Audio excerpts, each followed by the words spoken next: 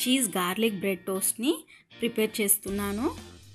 మనం డొమినోస్లో ఆర్డర్ పెట్టుకుంటాం కదా, సేమ్ అలాగే ఉంటుంది.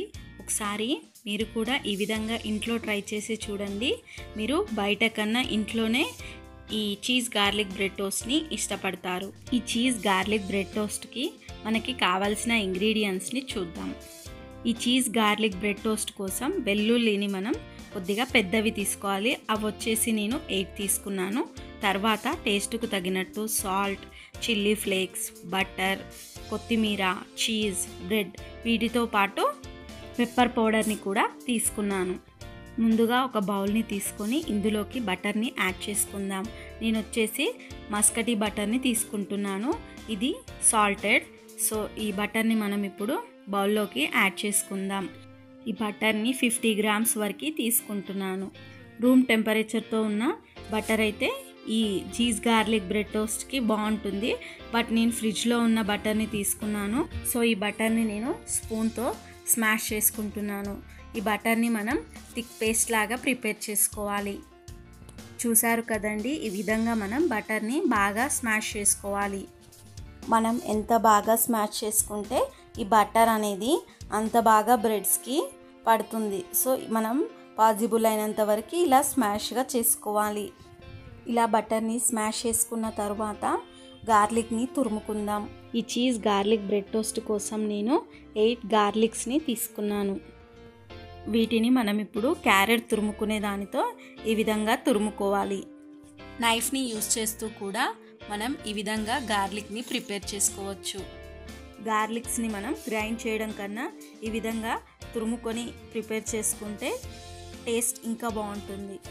తురుముకున్న ఈ గార్లిక్ని మనం బటర్లోకి ట్రాన్స్ఫర్ చేసుకుందాం. తర్వాత వీటిలోకి చిల్లీ ఫ్లేక్స్ని యాడ్ చేసుకుందాం. నేను 1 స్పూన్ యాడ్ చేసుకున్నాను. ఈ చీజ్ గార్లిక్ బ్రెడ్ టోస్ట్ కోసం మనం యూస్ చేస్తున్న బటర్, చీజ్, బ్రెడ్లో సాల్ట్ ఉంటుంది కాబట్టి మనం ఓన్లీ టేస్ట్ కోసం 1/2 టీ స్పూన్ వరకు సాల్ట్ని యాడ్ చేసుకుందాం. తర్వాత వీటిలోకి సన్నగా తరిగి పెట్టుకున్న కొత్తిమీరని యాడ్ చేసుకుందాం. ఇఫ్ మీకు కావాలి అనుకున్న అవైలబుల్గా ఉన్న పిజ్జా మిక్స్ని కానీ ఆరెగానోని కానీ యాడ్ చేసుకోండి. తర్వాత వీటిలోకి 1/2 టీ స్పూన్ బ్లాక్ పెప్పర్ పౌడర్ని యాడ్ చేసుకుంటున్నాను. సో వీటన్నిటిని బటర్లో అంతా కలిసేలాగా బాగా మిక్స్ చేసుకోవాలి. ఈ బటర్ని మనం ఎంత బాగా మిక్స్ చేసుకుంటే మనం కలుపుకున్నవి బటర్లో అంత బాగా మిక్స్ అయిపోతాయి. సో చూసారు కదండి, గార్లిక్ మిక్స్ రెడీ అయిపోయింది. సో ఇప్పుడు మనం బ్రెడ్స్ని తీసుకుందాం. ఈ చీజ్ గార్లిక్ బ్రెడ్ టోస్ట్ కోసం నేను మిల్క్ బ్రెడ్ని తీసుకుంటున్నాను. మీరు కావాలి అనుకుంటే వీట్ బ్రెడ్ని కానీ శాండ్విచ్ బ్రెడ్ని కానీ తీసుకోవచ్చు.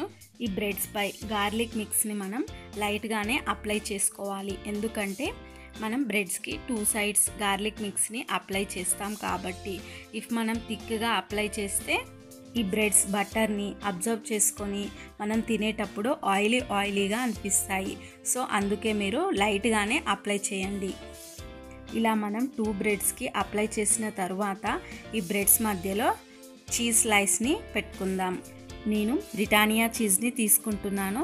సో ఇప్పుడు ఈ చీజ్ని మనం 2 బ్రెడ్స్ మధ్యలో పెట్టుకుందాం.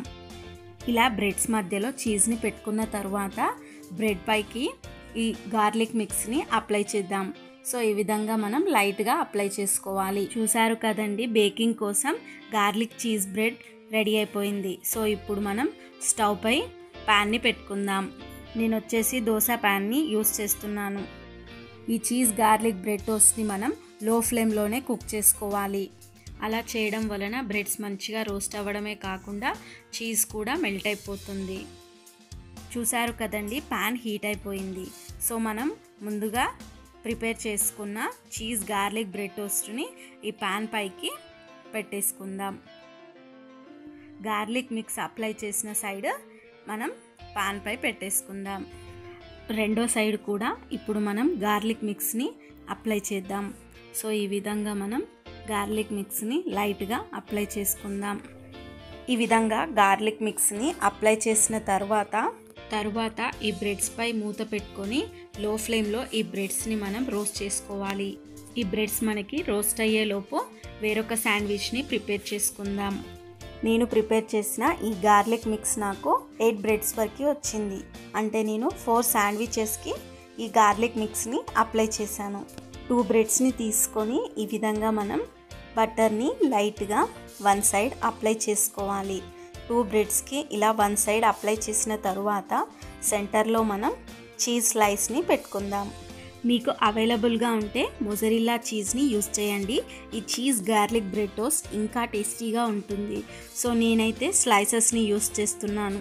ఈ విధంగా బ్రెడ్స్కి వన్ సైడ్ ఇలా గార్లిక్ మిక్స్ని అప్లై చేసిన తర్వాత ఈ బ్రెడ్స్ మధ్యలోకి చీజ్ని పెట్టుకుందాం.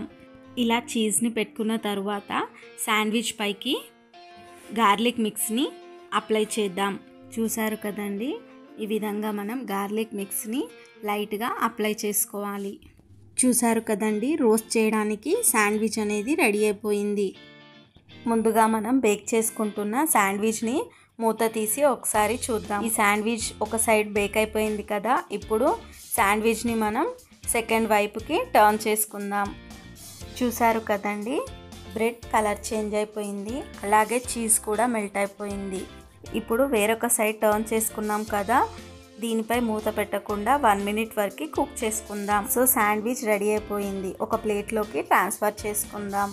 చూసారు కదండి, తరువాత మనం ప్రిపేర్ చేసుకున్న రెండో శాండ్విచ్ని కూడా ఇదే విధంగా బేక్ చేసుకుందాం. మనకి ఎన్ని శాండ్విచ్లు పాసిబుల్ అవుతాయో అన్ని శాండ్విచ్లని మనం ఇదే విధంగా బేక్ చేసుకోవాలి. ఇలా శాండ్విచ్కి గార్లిక్ మిక్స్ని అప్లై చేసి మూత పెట్టుకొని లో ఫ్లేమ్లో కుక్ చేసుకోవాలి. 2 మినిట్స్ తర్వాత మూత తీసి ఈ శాండ్విచ్ని మనం సెకండ్ వైపుకి టర్న్ చేసుకుందాం. చూసారు కదండి, ఈ బ్రెడ్స్ మనకి ఎంత బాగా రోస్ట్ అయిపోయాయో. ఇప్పుడు సెకండ్ వైపుకి మూత పెట్టకుండా 1 మినిట్ వరకు ఈ శాండ్విచ్ని మనం రోస్ట్ చేసుకుందాం. చూసారు కదండి, cheese garlic bread toast or bread sandwich ready అయిపోయినట్లే. సో ఇదే విధంగా మిగిలిన శాండ్విచ్లను కూడా మీరు ప్రిపేర్ చేసుకోండి.